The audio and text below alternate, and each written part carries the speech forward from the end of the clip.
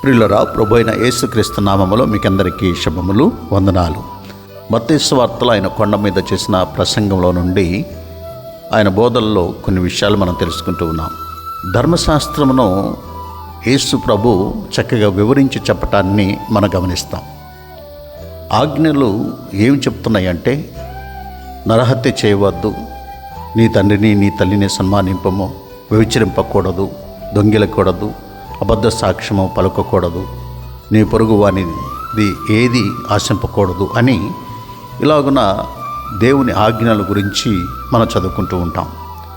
అయితే ఈ ప్రసంగంలో మనము ఏం గమనిస్తామంటే, యేసు ప్రభు వాటిని క్షుణ్ణంగా వివరించి చెప్పటాన్ని మనం గమనిస్తాం. చాలామంది ఎక్కడ పొరపాటు పడుతుంటారంటే, వ్యభిచారం చేస్తేనే తప్పు అని అనుకుంటూ ఉంటారు, అదే ఆజ్ఞను మీరినట్లు అని అనుకుంటూ ఉంటారు. కానీ యేసు ప్రభు వివరణ మనం తెలుసుకుంటే మన హృదయము ఎంత ఘోరమైన పాపముతో నింపబడి ఉందో మనం గ్రహించగలుగుతాం.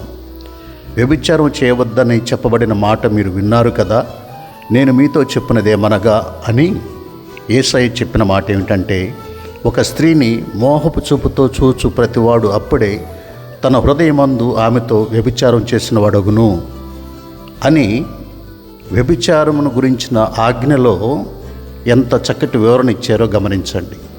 అలాగే నరహత్య చేయవద్దు, నరహత్య చేయవాడు విమర్శకు లోనగునని పూర్వీకులతో చెప్పబడిన మాట మీరు విన్నారు కదా, నేను మీతో చెప్పినదేమనగా అని యేసయ్య చెప్పినది ఏంటంటే, తన సహోదరుని మీద కోపపడు ప్రతివాడు విమర్శకు లోనగును, తన సహోదరుని చూచి వ్యర్థుడా అని చెప్పువాడు మహాసభకు లోనగును, ద్రోహి అని చెప్పువాడు నరకాగ్నికి లోనగును. కావున నీవు నీ బలిపీఠమునొద్ద అర్పణమును అర్పించుచుండగా నీ మీద నీ సహోదరునికి విరోధం ఏమైనను కలదని అక్కడ నీ జ్ఞాపకం వచ్చినట్లా అక్కడ బలిపీఠం ఎదుటనే నీ అర్పణ విడిచిపెట్టి మొదట వెళ్ళి నీ సహోదరుడితో సమాధానపడుము. ధర్మశాస్త్రంలోని ఈ ఆజ్ఞలను యేసయ్య ఎంత చక్కగా వివరించారో గమనించండి. కాబట్టి మనము వీటిని చేయలేదు కదా అనుకుంటున్నాము, కానీ మన హృదయంలోనే పాపము చేయుచున్నామన్న విషయము యేసయ్య స్పష్టంగా తెలియజేశారు. కాబట్టే అందరూ పాపులే.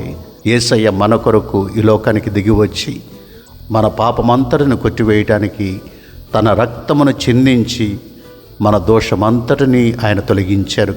కాబట్టి మనమందరము యేసు ప్రభువుని అంగీకరించి ఆయన యందు విశ్వాసం ఉంచి ఆయనను రక్షకునిగా మనము స్వీకరించి ఆయనతో మనము నడవాలి.